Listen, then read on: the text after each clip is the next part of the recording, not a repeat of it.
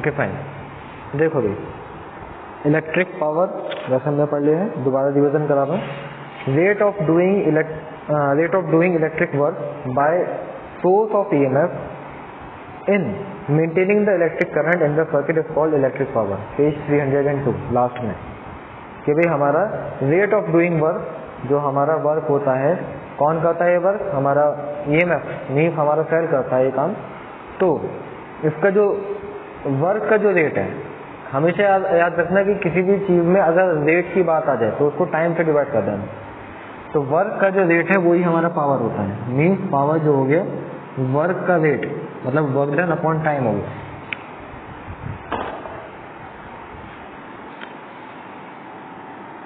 Equals to W upon T, work done upon time. तो unit हो गई इसकी भाई जूल पर सेकेंड, और जिसको हम वॉट भी कहते हैं। पावर की यूनिट वॉट होती है। आगे बढ़ते हैं। Power of an electrical appliance. अब ये जो हमारी यूनिट है किसी भी इलेक्ट्रिकल अप्लायंस की यूनिट, वो 1 वॉट कब कहलाएगी? जब हमारा जो वर्क डन है वो भी 1 हो और जो हमारा टाइम है वो भी 1 हो, तब हमारी जो पावर है वो 1 वॉट कहलाएगी। सिंपल सी बात है। तो ये इसकी पावर की जो यूनिट है वॉट, इसकी डेफिनेशन हो गई। क्या कि भाई power of an electrical appliance is said to be of 1 watt अगर if 1 joule of work is done in 1 second. 1 second के अंदर अगर 1 जूल का वर्क हो रहा है तो वो पावर हमारी 1 वॉट कहलाती है, उसकी यूनिट। आगे आ जाइए।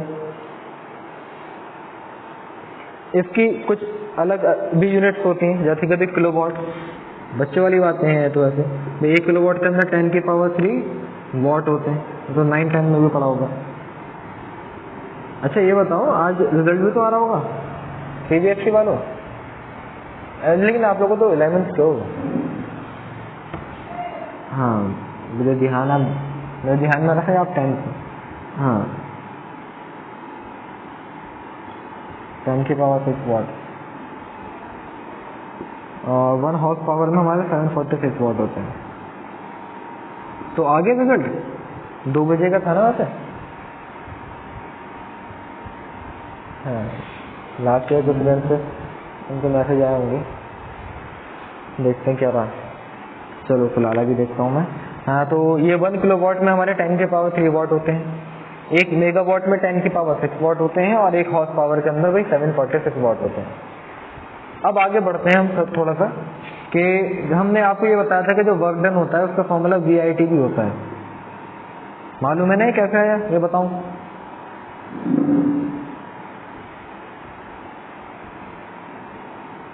याद है? भूल गए? ये कैसे आया वर्क डन VIT के बराबर?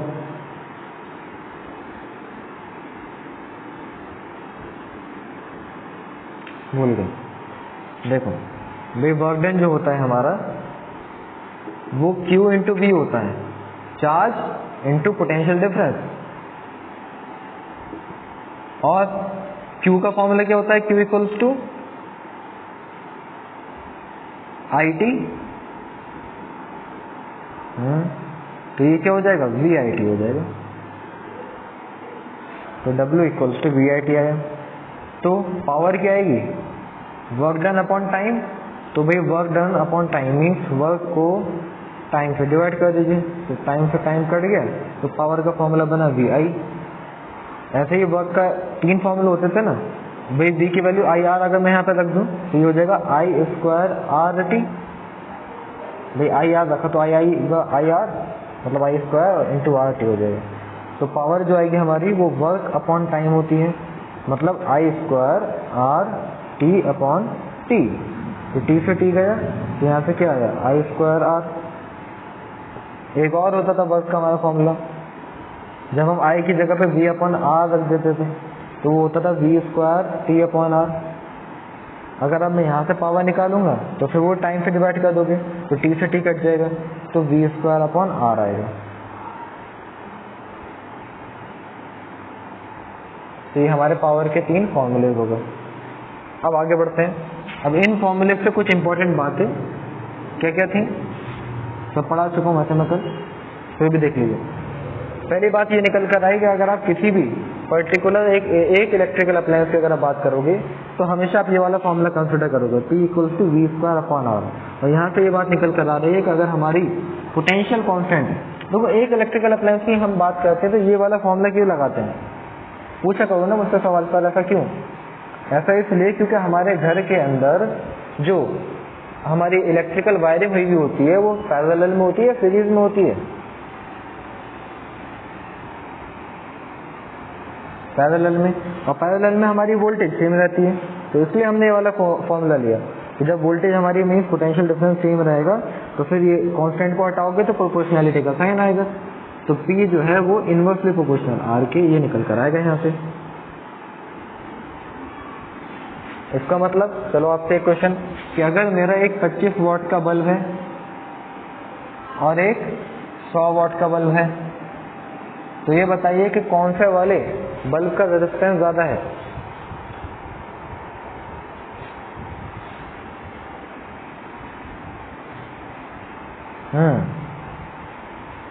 वेरी गुड, क्योंकि पावर कम तो रेजिस्टेंस ज्यादा होता है, तो इसका ज्यादा हो गया।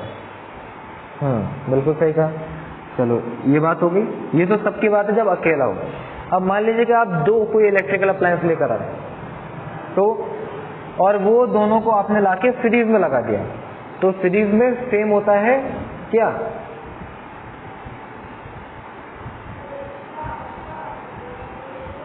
करंट सेम होता है, तो इनमें से हम कौन सा वाला फॉर्मूला लगाएंगे? P = VI I²R या फिर v²/R?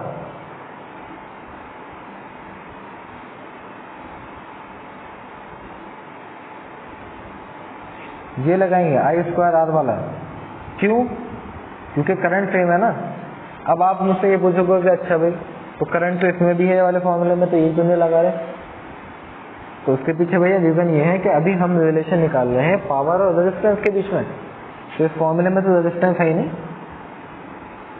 तो हम ये वाला फॉर्मूला लगाएंगे। तो इसमें हमारी करंट जब सेम है तो कांस्टेंट हो गई, तो जब आप कांस्टेंट हटाते हो तो कांस्टेंट हटाओ, प्रोपोर्शनैलिटी लाओ, तो power is directly proportional to यहाँ पे रेजिस्टेंस आ रही है। ये तब की बात है जब आपकी सीरीज में होंगे इलेक्ट्रिकल अप्लायंस आपस में।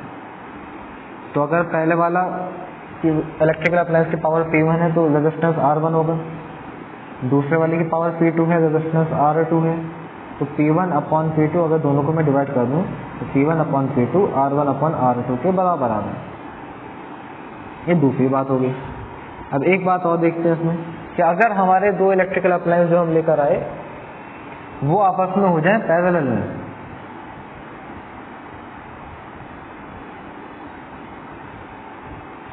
अब अगर वो पैरेलल में हो गए तो पैरेलल के अंदर फिर वही बात है कि हमारा पोटेंशियल सेम होता है, तो ये वाला फॉर्मूला लगाएंगे। यहाँ से P जो है वो इनवर्सली प्रोपोर्शनल आ रहा है R के, तो मतलब P1 जो आएगा वो 1/R1 आएगा और P2 जो आएगा वो 1/R2 आएगा। तो that means P1/P2 equals to क्या होगा? अगर मैं दोनों को डिवाइड कर देता हूँ तो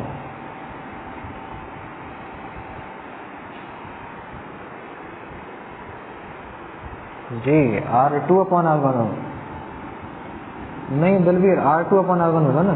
सुनो भाई ये P1 1/R1 के बराबर है, P2 1/R2 के बराबर है, तो P1/P2 करेंगे ना तो 1/1/R2 होगा, तो उसको ऐसे कर दोगे रेसिप्रोकल, तो R2/R1 ही तो आएगा।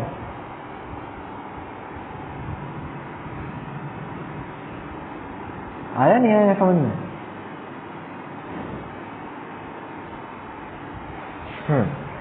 तो ये हमारे 3 पॉइंट हो गए भाई। अब आगे बढ़ते हैं।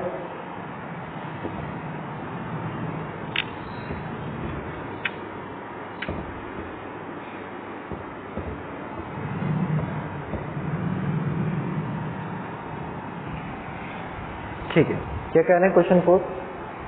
If 100 what power is mentioned on a device. चलो आपसे क्वेश्चन है, अगर आपकी कोई डिवाइस जो है उस पर लिखा हुआ है कि भाई 100 वॉट पावर है, मतलब 100 वॉट लिखा हुआ है पहले, तो उसका मतलब क्या होता है? वॉट की डेफिनेशन से जो मैंने अभी बताई थी कि भाई 1 वॉट की डेफिनेशन होती है कि भाई 1 जूल वो हमारी क्या लेगा, मतलब एक जूल एनर्जी देगा या फिर लेगा 1 सेकेंड के अंदर। तो अगर आपका कोई ऐसी डिवाइस है जिसपे 100 वॉट लिखा हुआ है तो इसका मतलब क्या हो गया कि वो कितने जूल,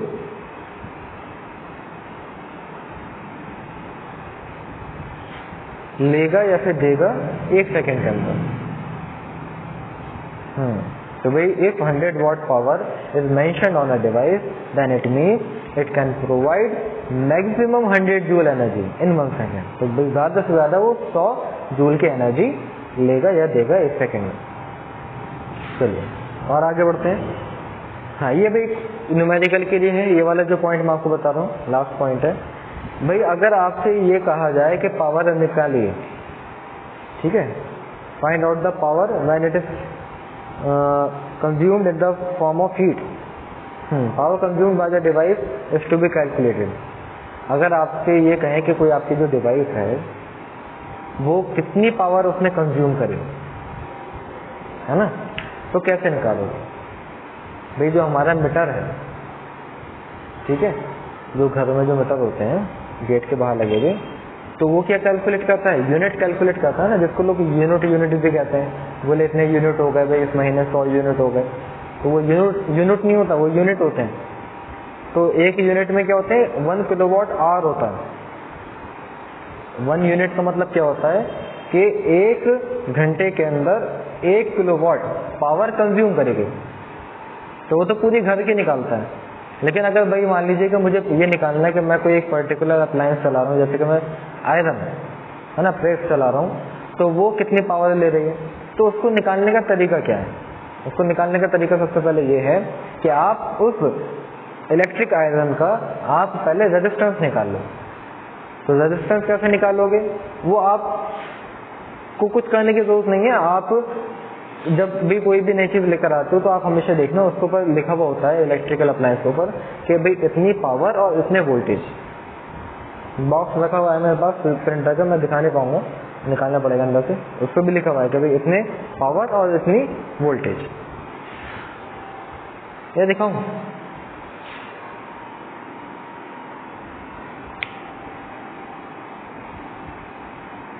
अरे देखा है नहीं देखा लिखा हुआ, ये बताओ मुझे।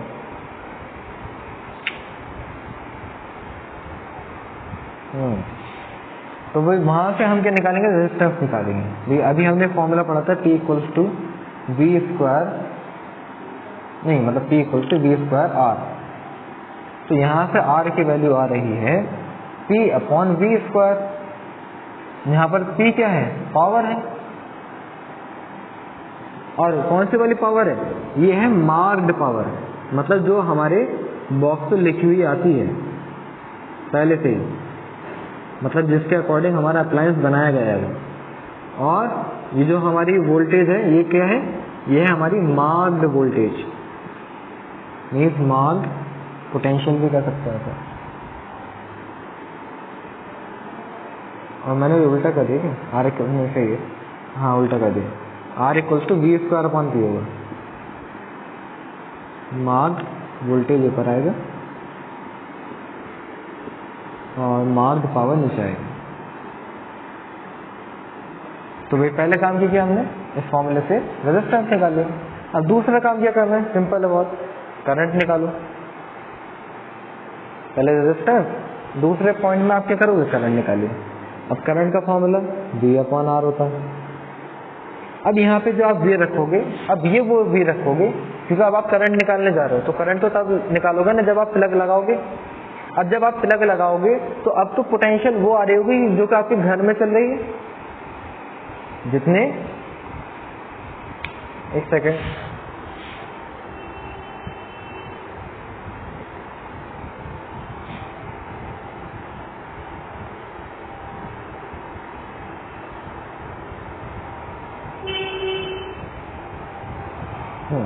अनऑडिबल, हाँ जी। तो चलो चलो चलो, तो हम कहाँ थे, हम क्या थे, हमें निकालना है अब हम करंट, रेजिस्टेंस निकालिए। अब निकालने करंट, तो करंट निकालने के लिए भाई, करंट निकालने के लिए आप प्लग लगाओगे ना पहले। जब आप प्लग लगाओगे तो वोल्टेज वो आएगी जो आपके घर में है, जो आपके घर के वायर के अंदर जो वोल्टेज चल रही है वो आएगी ना, तो यहाँ पे जो आप वोल्टेज रखोगे, कौन सी वोल्टेज रखोगे? ऑपरेटिंग वोल्टेज, मतलब जिस भी सर्किट के अंदर आपने लगाया उस सर्किट के अंदर कितनी वोल्टेज चल रही है, तो ऑपरेटिंग वोल्टेज अपॉन रेजिस्टेंस, तो आपने वो जो निकाला वही है। यहाँ पे करंट आ जाएगा, खत्म कहानी। करंट आ गया, रेजिस्टेंस भी आ गया, तो अब पावर का फॉर्मूला अब आप ये लगा देना, I square into capital R। तो इस तरीके से पावर हमारी निकल कर आएगी। पहले रेजिस्टेंस निकाला V स्क्वायर अपॉन P से, यहाँ पर V और P की वैल्यू जो कि मार्क्ड है, ठीक है, जो कि हमेशा वही रहेगी उस अप्लायंस की। फिर यहाँ पे करंट निकालोगे I equal to V upon R। यहाँ पे बस V वो रखना जो कि आपके घर में, मतलब जिस भी सर्किट में आपने लगाया उस सर्किट में कितना पोटेंशियल है, फिर अपॉन रेजिस्टेंस। और तो पावर का फॉर्मूला I स्क्वायर R से आप I की वैल्यू पुट करो, R की वैल्यू पुट करो, तो पावर कितनी कंज्यूम होगी वो निकल कर आ जाता है। और भाई अगर आपसे कहें कि भाई करंट रेटिंग बताओ, किसी भी अप्लायंस की करंट रेटिंग, बहुत सारे बॉक्सेस के ऊपर करंट रेटिंग भी लिखी हुई आती है जब आप कोई इलेक्ट्रिकल चीज लेकर आते हो, तो वो कैसे निकालते हैं? भाई P इक्वल टू VI होता है, तो I की वैल्यू क्या हो जाएगी? P upon V। अब क्योंकि आप वो उस इलेक्ट्रिकल अप्लायंस की करंट रेटिंग निकाल रहे हैं, तो वो तो सारी उस बॉक्स के हिसाब से होंगी, मीन्स मार्क्ड पावर ही होगी जो कि लिखी हुई आई है, अपॉन वोल्टेज भी हमारी मार्क्ड वाली होगी, मार्क्ड वोल्टेज,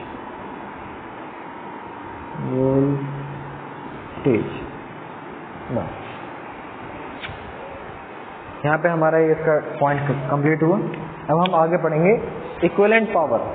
जैसे कि भाई रेजिस्टेंस निकालते थे ना कि भाई अगर हमारे कोई चीज सीरीज में लगी हुई है तो इक्वल रेजिस्टेंस कितना आएगा सबका मिला के। अब हम ऐसे निकालेंगे कि पावर कैसे आप निकाल सकते हो अगर आपके अलग अलग अप्लायंस जिनकी पावर अलग अलग है वो सीरीज में है या फिर पैरेलल में। पहले ये बताइए, यहाँ तक किसी को कुछ मुझसे पूछना है तो आप पूछ लीजिए।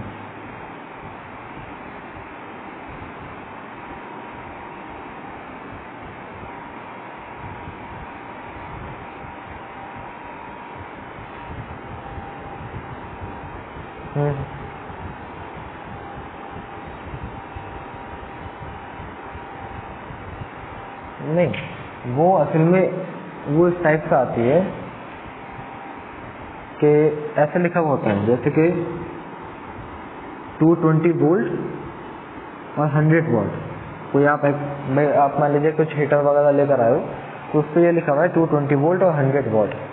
तो इसका मतलब ये होता है सर कि भाई अगर आप 220 वोल्ट इसको पोटेंशियल देंगे तो ये 100 वॉट पावर कंज्यूम करेगा।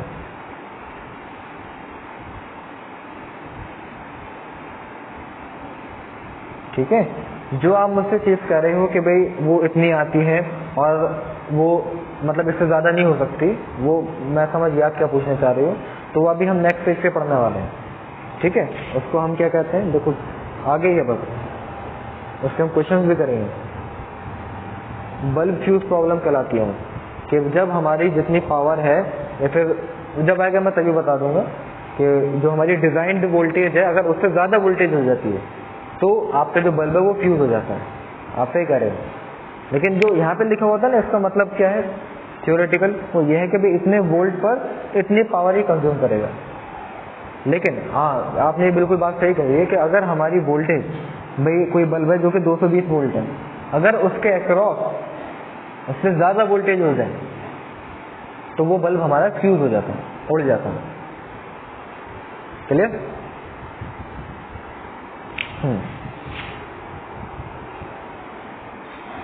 चलिए अब आगे आते हैं। किसी को और तो कोई क्वेश्चन नहीं?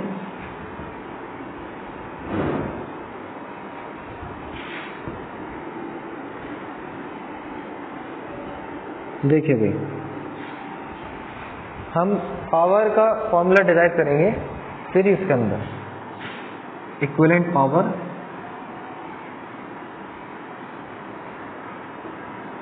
मतलब हमारी कितनी पावर होगी जब हम अलग अलग इलेक्ट्रिकल अप्लायंस जिसकी पावर अलग अलग है उनको हम सीरीज में लगा दें।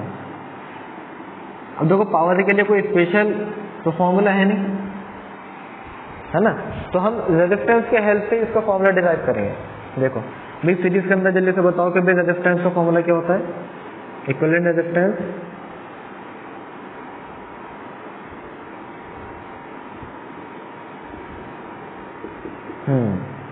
R1 plus R2 plus R3, ऐसे जितने भी होंगे उतने लगा देंगे, हमने 3 मान लिया अभी। और पावर का फॉर्मूला अभी हमने क्या पढ़ा, वो होता है V²/R। ठीक है, हमेशा पावर का फॉर्मूला जब इक्विवेलेंट रेजिस्टेंस निकालना होगा या फिर इक्विवेलेंट पावर आपको निकालनी होगी, तो इक्विवेलेंट पावर निकालने के लिए हमेशा आप पावर का फॉर्मूला ये वाला लगाओगे, V²/R1। तो यहाँ से क्या निकल कर आ रहा है, देखो R की वैल्यू आ रही है V²/P।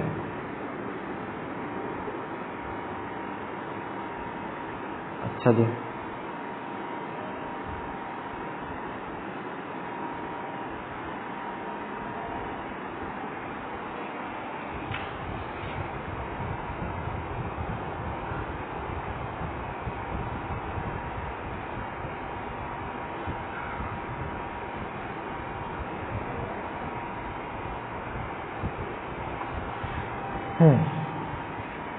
तो ये V²/P आ रहा है, तो यहाँ पे इक्विवेलेंट रेजिस्टेंस की जगह पे आप क्या रखोगे, V²/P इक्विवेलेंट।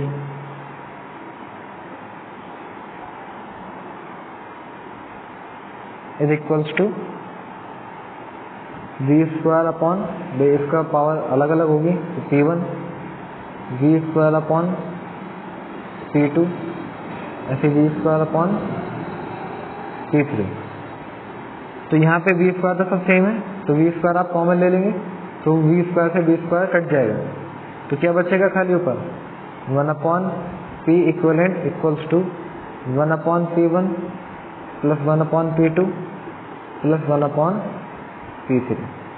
तो यहाँ से हमने ये चीज़ देखी कि अगर हमारे सीरीज में लगे होंगे इलेक्ट्रिकल अप्लायंस, तो उनकी जो पावर आएगी इक्विवेलेंट वाली, वो उल्टे करके ऐड करोगे, जैसे रेजिस्टेंस में ऐड करते थे ना पैरेलल वाले केस में, यहाँ पर सीरीज में ऐसे ऐड करोगे। और अगर 2 इलेक्ट्रिकल अप्लायंस हैं, तो उनकी अगर इक्विवेलेंट पावर निकालनी है सीरीज में लगे हुए, तो डायरेक्ट वही वाला जो हमारा फॉर्मूला है, मल्टीप्लाई करो और नीचे ऐड करो, means P1 P2/P1 plus P2 हो जाएगा।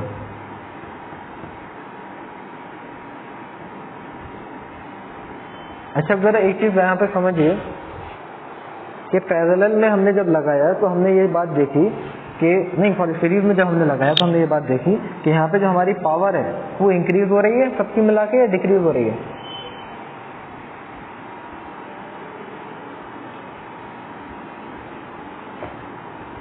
डिक्रीज हो रही है।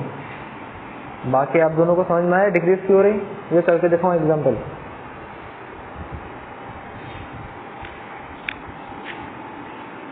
भाई देखो, एक की पावर 5 है, मान लीजिए एक की पावर 10 है, उनकी इक्विवेलेंट पावर क्या आ रही है, जब सीरीज में लगा दिया आपने, तो 5 × 10/5 प्लस 10 मतलब 50/15, तो 5 10 5 3, तो ये हो गया 3.39 कुछ हो गया।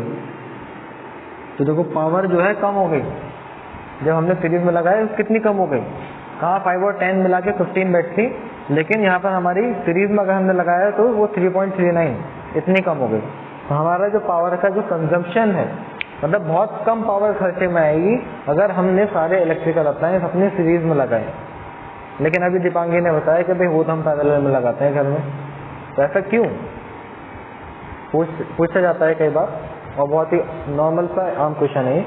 तो इसका आंसर ये है, भाई बताएंगे,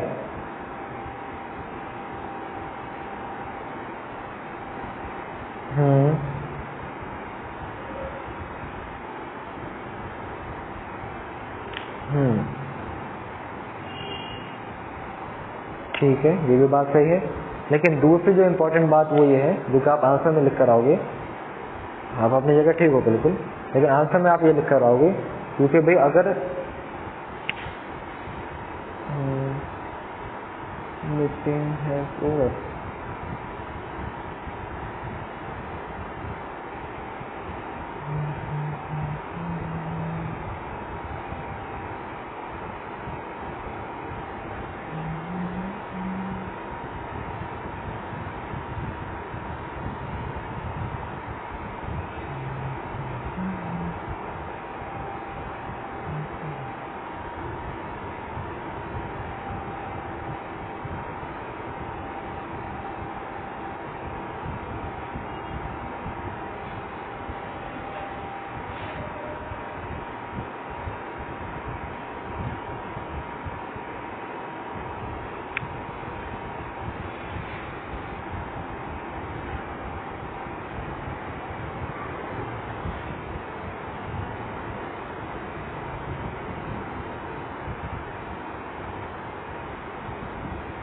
हाँ जी, तो हम रीज़न बता रहे थे कि भाई क्यों हम तब भी सीरीज में नहीं लगाते, सही बताया दीपांगी ने। लेकिन आप जब लिख कर आओ तो ये लिख कर आना, क्योंकि अगर देखो वैसे सिंपल सी बात है कि अगर भी सीरीज में आपने लगा दिया, बहुत सारे आपने इलेक्ट्रिकल अप्लायंस मान लीजिए बल्ब भी लगा दिए, उस टाइप से बहुत सारे बल्ब आपने लगा रखे हैं सीरीज में, तो हमारा भाई पावर का जो कंजप्शन है वो तो जाहिर सी बात है कम होगा। लेकिन अगर इनमें से एक आध भी बल्ब जो है वो फ्यूज हो गया अकॉर्डिंग टू दीपांगी, क्योंकि भाई अगर एक आध में भी भाई करंट ओवर हो गया, करंट नहीं वोल्टेज अगर एक आध में भी उसकी डिजाइन वोल्टेज से ज्यादा हो गए तो वो बल्ब उड़ जाएगा। अब जब वो बल्ब भी फ्यूज हो गया तो उसकी वजह से हमारा जो सर्किट है वो तो भाई ओपन हो जाएगा। भाई मान लीजिए ये बल्ब खराब हो गया, ये तो सर्किट हमारा ओपन हो गया, तो एक चीज खराब होगी तो पूरे घर की लाइट चली जाएगी आपकी।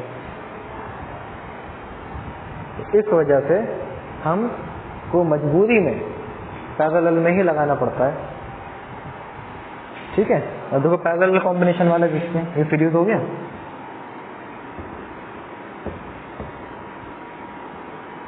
अब पैरेलल में क्या होता है, तो इसका भी हम फॉर्मूला रेजिस्टेंस से ही डिराइव करेंगे। ये पैरेलल में रेजिस्टेंस का हमारा फॉर्मूला होता है equivalent resistance equals to 1/R1 1/R2 और ऐसे ही चलती जाएगा 1/R3 so on। तो यहाँ पे फिर वही वाले formula a P equals to V²/R होता है, तो R की वैल्यू V²/P हो गई, यहाँ पे हमने पुट कर दी। तो भाई देखो V² नीचे आएगा क्योंकि ये इक्विवेलेंट रेजिस्टेंस नीचे है ना, V² नीचे आएगा और पावर ऊपर जाएगी। ऐसे ही ये V² नीचे आएगा, पावर P1 ऊपर जाएगी, V² नीचे आएगा, पावर P2 ऊपर जाएगी, ऐसे ही P3/V² हो जाएगा। खत्म कहानी। ये P ये इक्विवेलेंट कह देता हूँ, ऐसे इक्विवेलेंट पावर अपॉन V² है। भाई देखो तीनों के नीचे ही हमारा सेम है, मतलब एलसीएम जो आएगा वो तीनों का V² ही आएगा, तो ये V² ही हो जाएगा। तो P1 plus P2 plus P3, V² से V² गया, तो आपकी इक्विवेलेंट पावर जो इस बार आ रही है पैरेलल वालों के केस में वो सीधी सीधी आ रही है P2 plus P3। That means कि पावर कंजप्शन हमारा बढ़ जाएगा, ज्यादा पावर खर्च होगी जब आप सीरीज में लगाओगे, नहीं क्या बोल रहा हूँ मैं, जब आप पैरेलल में लगाओगे, ठीक है। लेकिन लगाना पड़ता है, क्यों बता दिया आपको। अब आगे आता है हमारा some aspects of heat effect of electric current.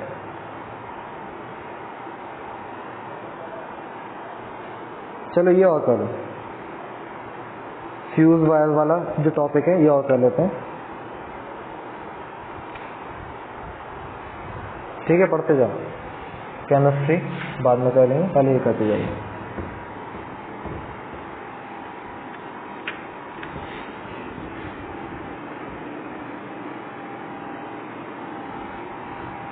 देखिए some aspects of heating effect of electric current.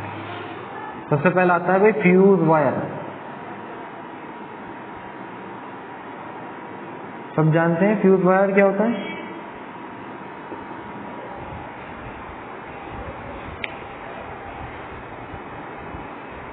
Fuse wire is use to safeguard an electrical appliance.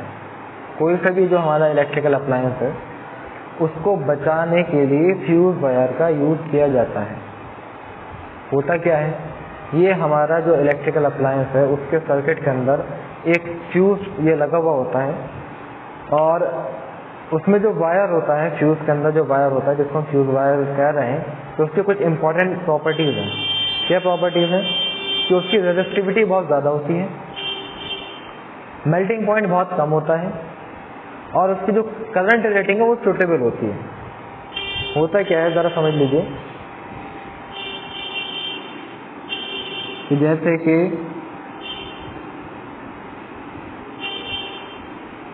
ये एक मेरी एलईडी रॉड है और इसके अंदर क्या हुआ है, भाई यहाँ पे हमने सीरीज में इसके साथ एक फ्यूज वायर लगा रखा है ये, ठीक है, मतलब ये फ्यूज लगा रखा है हमने। ये हमारी सेल वगैरह जो भी है, बैटरी जिससे करंट आ रहा है ये। तो भाई ये जो हमारा एलईडी है, जो भी लॉट जो भी आप कहते हो उसे, तो इसकी एक सर्टेन करंट रेटिंग होती है। अब अगर उससे ज़्यादा करंट होगा तो भाई वो आपकी ये जो लॉट है वो फूक जाएगी, जो कि मैं आपको कहने वाला था ना, बताऊंगा वही चीज़ अब देखो आने लगी, तो वो फूक जाएगा। तो यहाँ पे फ्यूज जो लगाया जाता है, इसका काम क्या होता है, ये जो फ्यूज है इसके अंदर भी क्या होता है, एक वायर होता है जो कि हमारे सर्किट को कंप्लीट करता है।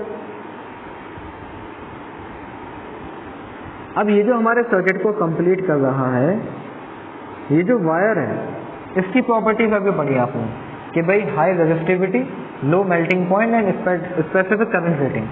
होगा क्या कि जब अगर इसमें से मेरी जो करंट गुजर रही है वो डिजाइंड करंट से बहुत ज़्यादा हो जाए, तो जब अगर मेरी करंट ज़्यादा होगी तो हमने ये फॉर्मूला पढ़ा है H=I²R/T। तो करंट ज़्यादा होगी तो फिर हीट भी क्या होगी, बहुत ज़्यादा हो जाएगी। और हमने ये भी देख लिया कि ये जो वायर मेरा फ्यूज के अंदर लगा हुआ है, इसका मेल्टिंग पॉइंट लो होता है, मतलब कि कम टेम्परेचर पर भी ये पिघल जाएगा। तो ये फ्यूज वायर इस तरीके से बनाए जाते हैं कि भाई एक हद तक आपके कोई सा भी जो आपने इलेक्ट्रिकल अप्लायंस लगा रखा है उसके अंदर करंट जाए। अलग अलग टाइप के आते हैं, 15 एम्पियर का, 30 एम्पियर का, स्कूटीज में भी होता है फ्यूज लगा हुआ।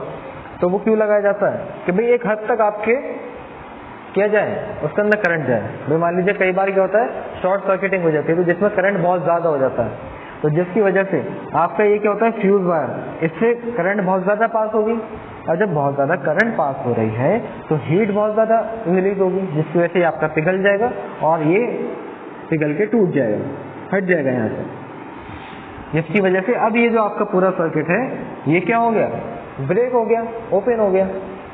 तो जिसकी वजह से आपका इस इलेक्ट्रिकल अप्लायंस के अंदर करंट नहीं जाएगी और ये फूकने से बच गया। तो किसने बचाया, 15-20 रुपए के फ्यूज ने आपकी कोई भी चीज़, एलईडी हो जाए, अब कोई भी महंगी से महंगी चीज़ हो सकती है, तो वो बचा ली गई, फ्यूज वायर ने अपनी कुर्बानी देगी। समझ में आए बात?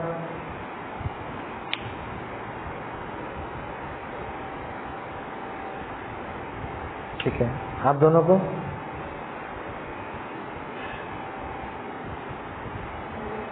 चलो। अब ये जो फ्यूज वायर है बनाया कैसे जाता है, ये बहुत पूछते हैं, जो बच्चे याद भी नहीं करते, इसमें कंफ्यूज हो जाते हैं याद। लेकिन आप याद रख लो कि फ्यूज वायर जो बनता है वो लेड और टिन का बनता है, जिसमें 63% होती है लेड, नहीं 63% होती है टिन, और लेड जो होती है वो 37% होती है। तो इस कॉम्बिनेशन का हमारा फ्यूज वायर बना हुआ होता है। It is always connected in series. अब ये तो ऑब्वियस सी बात है कि भाई आप फ्यूज को हमेशा सीरीज के अंदर ही कनेक्ट करोगे। पैरेलल में अगर कनेक्ट कर दिया तो फिर क्या होगा, फायदा ही नहीं है कुछ, क्योंकि सर्किट ब्रेक कौन सा होगा, सर्किट ब्रेक करना है तो आप सीरीज में लगाओगे। आगे कह रहे हैं when current in fuse wire exceeds the current rating then it melts and breaks the circuit। बता चुका हूँ आपको कि भाई जब हमारा फ्यूज वायर से जो करंट पास होगा वो उसकी लिमिट से ज़्यादा हो गया तो फिर वो मेल्ट हो जाएगा और सर्किट को वो तोड़ देगा, जिसकी वजह से आपका इलेक्ट्रिकल अप्लायंस बच जाएगा। फॉर सेफ्टी, अब ये जो हमारा फ्यूज जो लगाया जाता है तो कैसे पता चलेगा कि कैसे बनाना है, कितना रेजिस्टेंस देना पड़ेगा कि कितना करंट की उसकी लिमिट हो। तो उसके लिए देखो क्या कह रहे हैं, for the safety of fuse wire square of the electric current is directly proportional to the cube of its radius. Fuse wire जो बनाया जाता है वो इस तरीके से बनाया जाता है इस रिलेशन की हेल्प से कि भाई करंट का जो स्क्वायर है, जो करंट आपके फ्यूज वायर से पास हो रही है वो उसके रेडियस के उस फ्यूज वायर की रेडियस के क्यूब के डायरेक्टली प्रोपोर्शनल हो।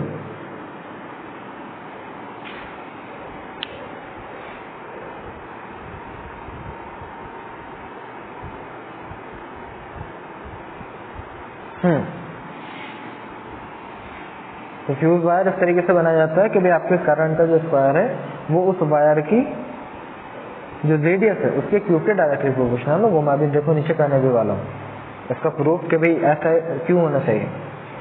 आगे क्या करें, लेंथ इज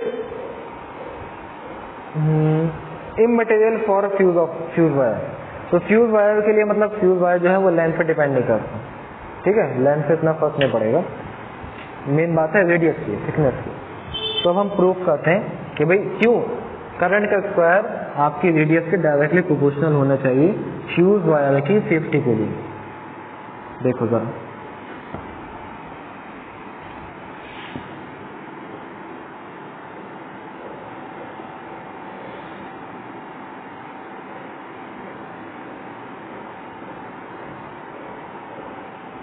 ठीक है।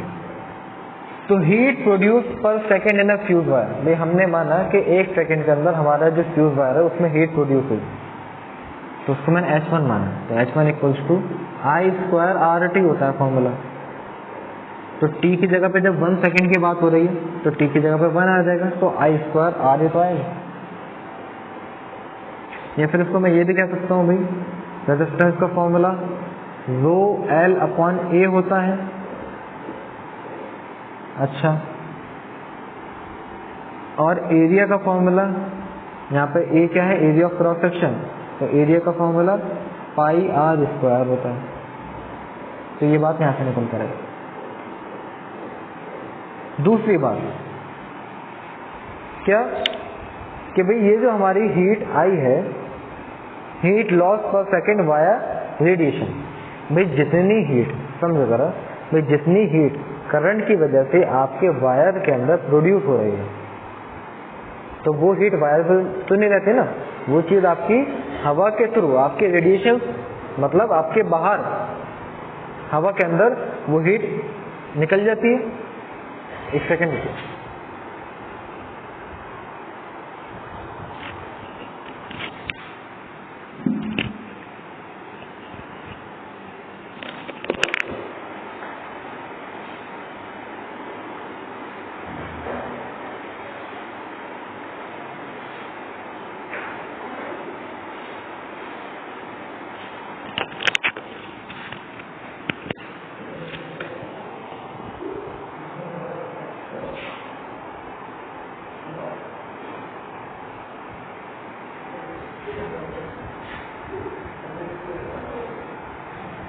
हाँ जी सुनिए,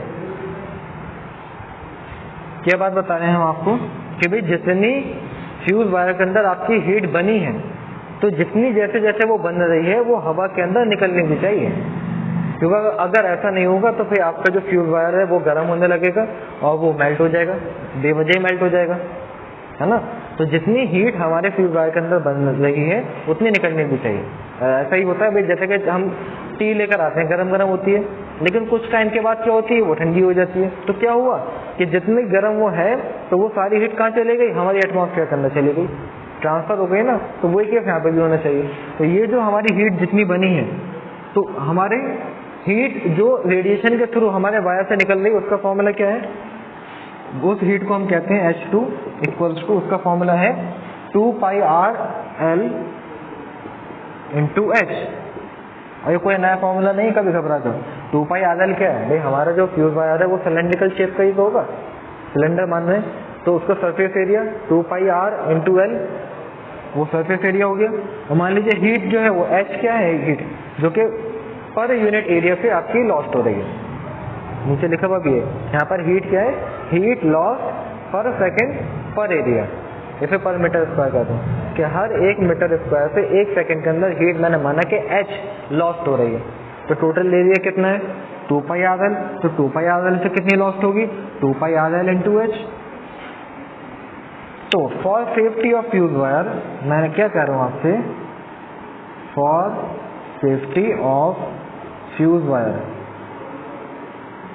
भाई जो हमारी हीट बन रही है H1 वो इक्वल होनी चाहिए जो हीट हमारी बाहर निकल रही है, क्योंकि अगर ऐसा होगा तो ही आपका फ्यूज वायर बचा रहेगा, वरना फिर वो उड़ जाएगा। तो H1 की वैल्यू क्या आई हमारी, I square rho L upon pi R square, और H2 की वैल्यू क्या आई भाई, 2 pi R L into H। तो यहाँ से आप जरा ये देखो, अगर मैं पाई आर स्क्वायर को भी उधर भेज देता हूँ तो I square rho L equals to 2 pi square R cube L into H हो जाएगा। तो यहाँ से साफ साफ सीधे सीधे नजर आ रहा है कि जो हमारा I स्क्वायर है वो डायरेक्टली प्रोपोर्शनल आ रहा है आर क्यूब के। आर क्यूब कैसे बना भाई, आर स्क्वायर तक पहुंचोगा ना, और यहाँ पे आर है, मल्टीप्लाई से आर क्यूब हो गया होगी। तो यहाँ से ये हमारे रिलेशन निकल कर रहा है।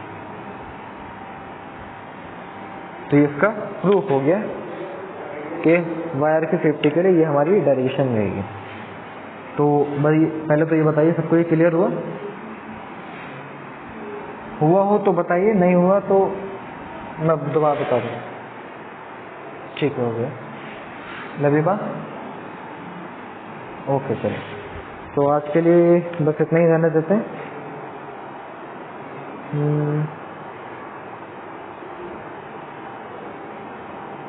नहीं ये थोड़ा सा रह गया, इसको भी निपटा होगा ना, फिर कल दोबारा बताना पड़ेगा। एक बुलेट है नीचे नेक्स्ट पेज पे देखिए कि भाई if temperature rises is to be calculated.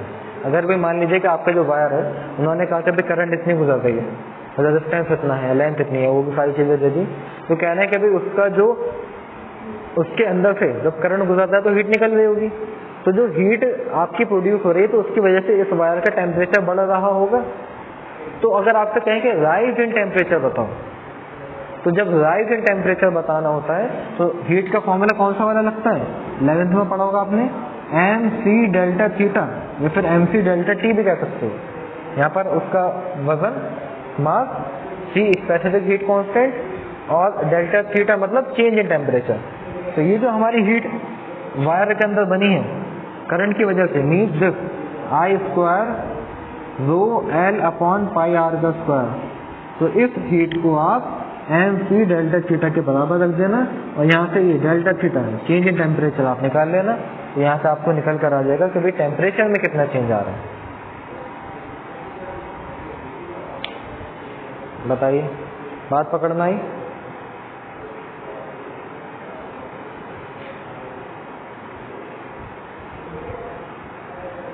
Clear है सबको भी? ठीक है,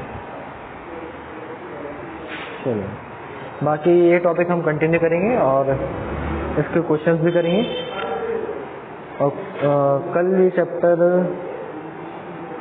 ट्राई करेंगे, कल ये चैप्टर कंप्लीट होगा।